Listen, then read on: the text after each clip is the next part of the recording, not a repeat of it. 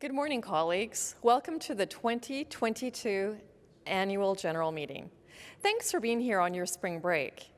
And whether here is the Hyatt, like myself and the member volunteers helping to run the meeting, or here is in your home or with colleagues in a meeting room, I am deeply grateful that you are all with us to do the union's work. You all deserve a break, and I hope you find that rest and relaxation after this AGM. The COVID-19 pandemic continues to take its toll on all of us in many different ways. And even though many restrictions are lifting, there is still uncertainty and unpredictability that things could still change.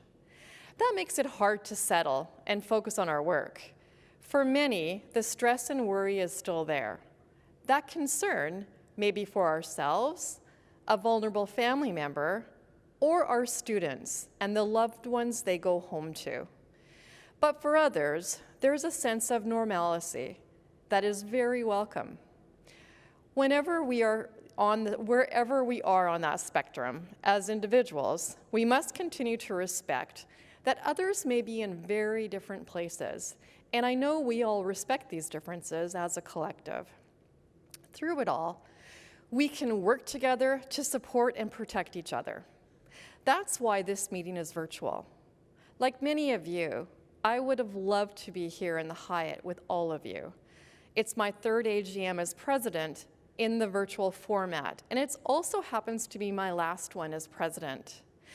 But I continue to have hope that I will see many of you here for the RA in May. For those who are new to the AGM, or have never experienced a virtual meeting this large, it's actually a lot of work. More work, in fact, than an in-person meeting. To help you get a sense of what's happening with BCTF staff, member volunteers, and our friends at Lumi and ProShow, here's a quick look behind the scenes.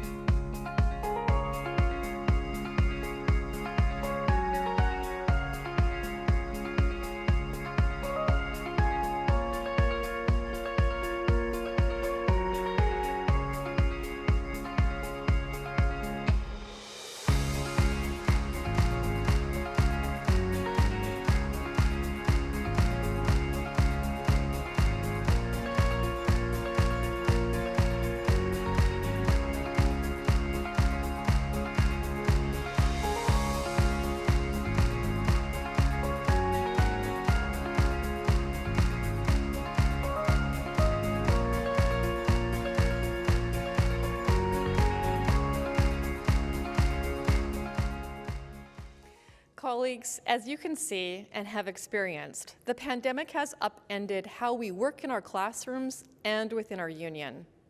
Over the last 2 years, I've been so inspired by the way we all came together during the pandemic.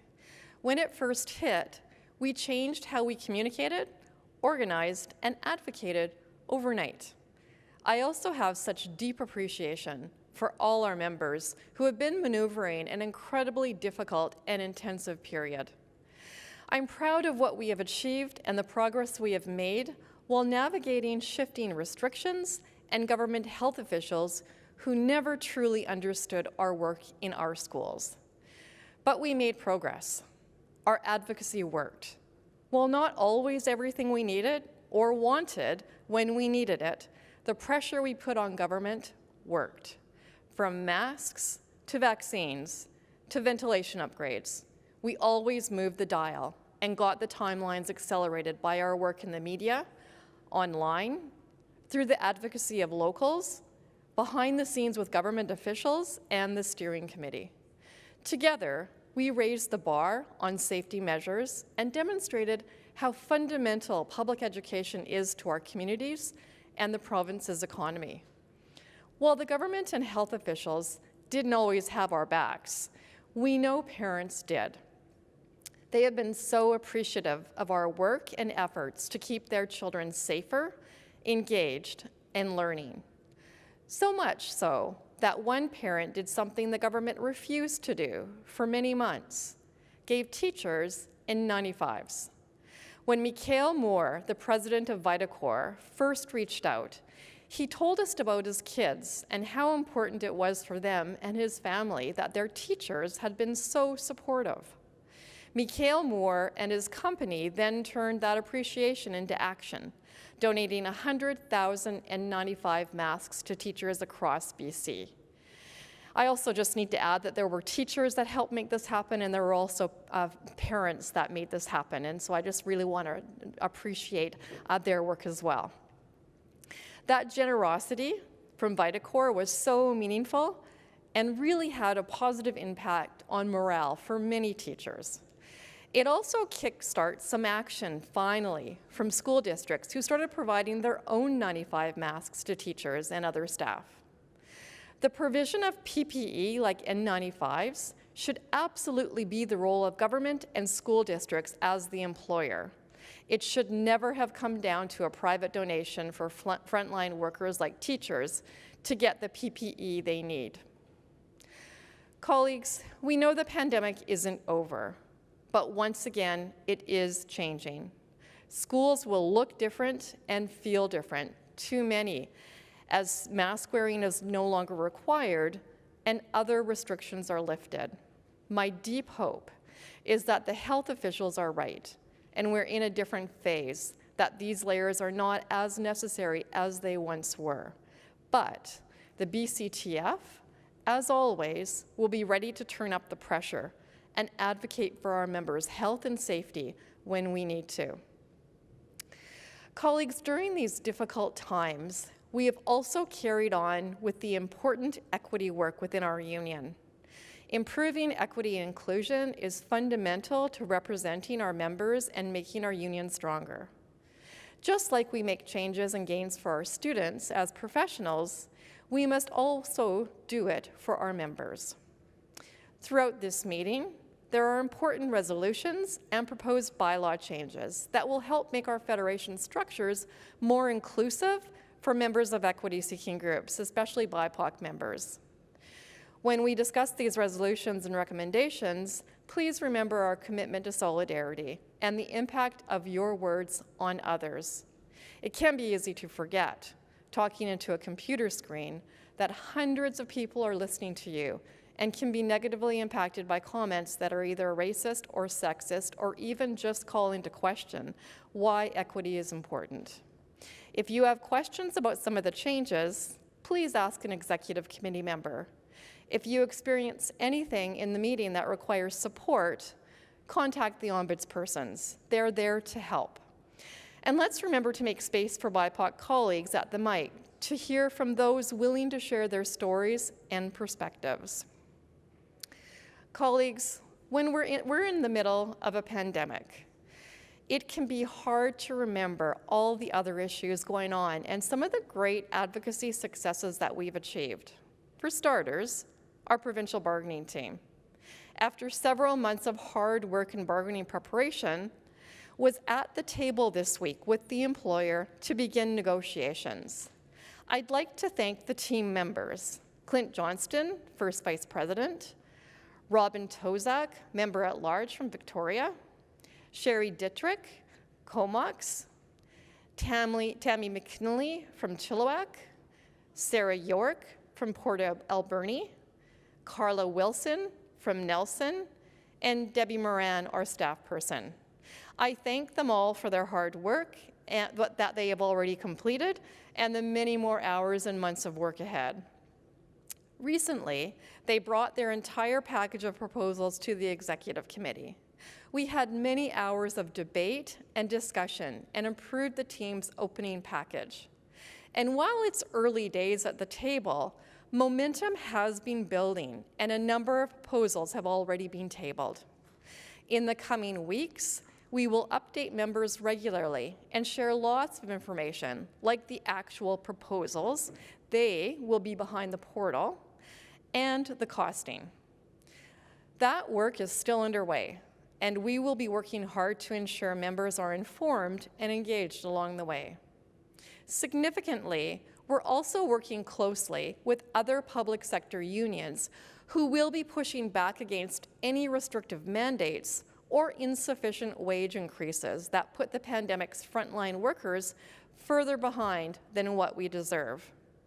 Next, what you'll see, and what you've probably already seen, is a joint ad in BC's newspapers from 5 of BC's largest unions, taking a stand together and letting government know that folks that kept BC working and continue to provide critical public services during the pandemic deserve a fair wage increase. It's exciting to see the other unions working with us. This level of coordination between the public sector unions is unprecedented and an indication of how closely the unions are working together to try to meet the expectations of our respective membership at the bargaining table. We won't be alone in this, in pushing hard for our members, as we have been sometimes in the past. We also got some breakthroughs on some long-standing issues with government this year. Our advocacy efforts around decolonization finally brought results as the government just announced a new graduation requirement for an Indigenous-focused course. This is an incredible milestone that speaks to our work with FNESC and other partners in pushing for this addition to the grad requirements. It has been a long time coming and a real game changer. We also recently learned that the ministry has finally listened to the online learning stakeholders and will extend the implementation timeline for the public provincial online learning schools to July 1st, 2023. This is significant in that we have serious concerns about some of the changes to the online learning system and need more time for this focused work. This delay means that the current 47 district online learning schools will receive an extension to their interim agreements until the 2022-2023 school year, and all the interim online learning policies will remain in effect until June 30th, 2023. The ministry is also committed to continuing the work of consulting around the policy and the accountability and quality assurance process with rights holders and the Sector Advisory Committee. And the BCTF has excellent representation on this committee. Ultimately, the new online learning policy and the online learning procedures guide for both public and independent schools will come into effect at the same time, July 1st, 2023, something that we have been advocating for, as we were concerned that the different implementation dates would give private online schools an unfair advantage. Another positive change is some of the movement on the FSAs. After a lot of pushing from our part, including calling out RBC's new outrageous real estate search engine that uses FSA data, the government has agreed to a new round of meetings for the advisory group on provincial assessment. The first meeting is scheduled for April. It's at these meetings where we will have the opportunity to push for changes and work with the other partner groups to find some consensus. We also got the changes to the reporting order delayed and a commitment for more time and consultation. These may not be the pressing concerns on every member's mind right now, but positive steps will make big differences in their professional lives.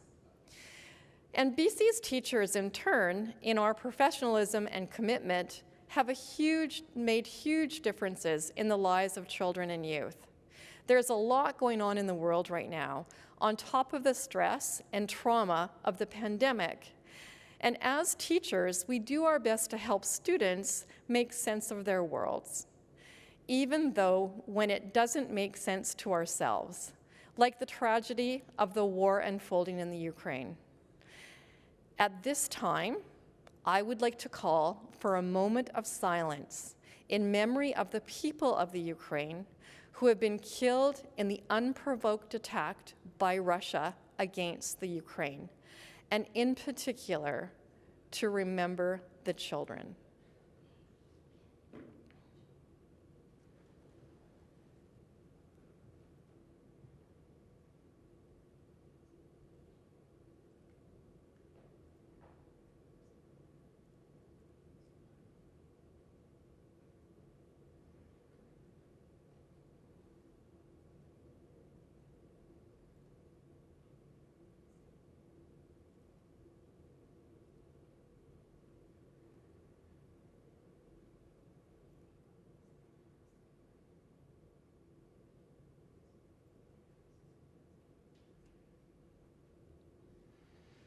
Thanks, colleagues. It's horrific to see images of the human impact of the Russian attack on the Ukraine. Also important to note, there are other acts of aggression happening in other countries that do not see this level of media reporting. We have students from those countries in our classrooms as well.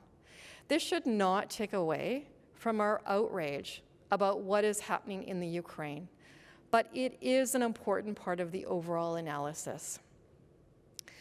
I also thought there may be interest in the progress being made by BCI, the corporation that manages investments for the public sector pension plans, to divest holdings in Russian stocks. As we would expect, BCI engages in ongoing risk assessments and began to divest a number of weeks prior to the war beginning. They had some success in lobbying the index funds, some of the index funds, to remove Russian stocks, which is a good precedent. They have also written down the remaining stocks, and when the Russian stock exchange reopens, the remaining funds will be written off.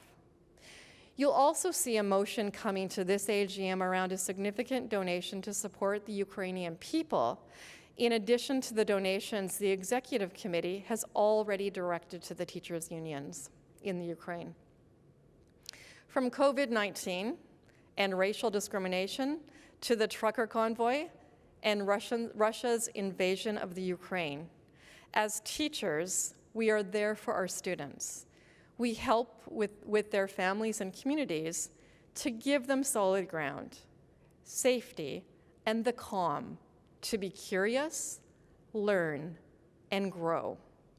That work, your work, is profound and makes real, lasting, positive differences in the lives of your students. To help reinforce that point, we asked several of BC's other labor leaders to film videos about the impact teachers have had on their lives. Here's my good friend Karen Ranalata, president of QPBC, with two teachers that had a huge impact on her. Hi BCTF, my name is Karen Ranalata and I'm the president of QPBC. And on behalf of our 100,000 members, including the 30,000 that work in K-12, thank you so much for your commitment to public education. I'm really pleased to be joined here today with two of my favorite teachers. And I'm going to start by introducing you, and some of you probably know her, Pami Kaur, who taught my Hale class in grades 5 to grade 7. Late 80s. Early 90s. And Pami is responsible for teaching me the principles of social justice and critical thinking, which has carried me to my job here today. All right, and I'd like to introduce you to Kevin Lee, my high school music teacher, where I spent grades 8 to grade 12 in concert band and in jazz band. And Mr. Lee was instrumental, in my education as well, because when we learned about music, we learned about social justice, we learned about fairness, and I have to say, Mr. Lee, you were one of the few folks I think that we had in our lives that showed us kindness every day, and that will always, always stay with me. You all know the work that you do is really important. And this is a demonstration here that lots of us wouldn't be where we are today without people like Pami and Kevin in our lives. and that the impact that you have on somebody goes far beyond the years that we spend with you in the classroom. So thank you very much and have a great convention. I really want to thank Karen for doing that video and everyone at CUPE. And I must say, it's been a real honor and a privilege to be working so closely recently with CUPE, both at a political level and at a staff level. So we've really appreciated the strength of that relationship. And finally, once again, thank you all for being here and participating in the 2022 BCTF AGM. It's because of you and your commitment to our members that the BCTF is so strong. Thank you, and I'm happy to take any questions.